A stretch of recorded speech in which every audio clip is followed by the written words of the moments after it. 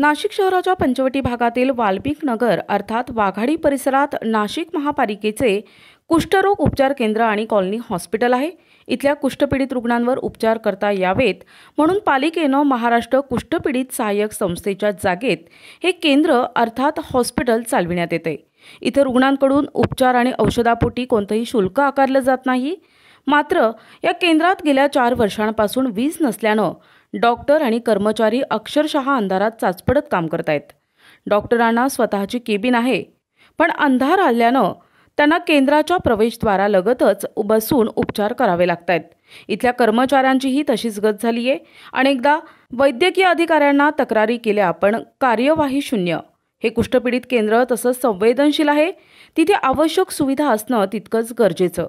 पण 4 वर्षांपासून इथे अंधारातच काम केलं जातंय। याची अधिक माहिती विचारली असता वीज बिल थकल्यानं ही परिस्थिती आल्याचं समजलंय। मनपानं ही वास्तू भाडेतत्वावर घेतली असून वीज बिल कुणी भरायचं हा प्रमुख मुद्दा आहे।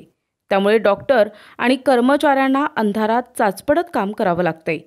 महापालिका प्रशासन डोळ्याला झापडं लावून बसलं असताना लोकप्रतिनिधी म्हणून मिरविणाऱ्या या गंभीर सेवेकडे दुर्लक्ष केलंय।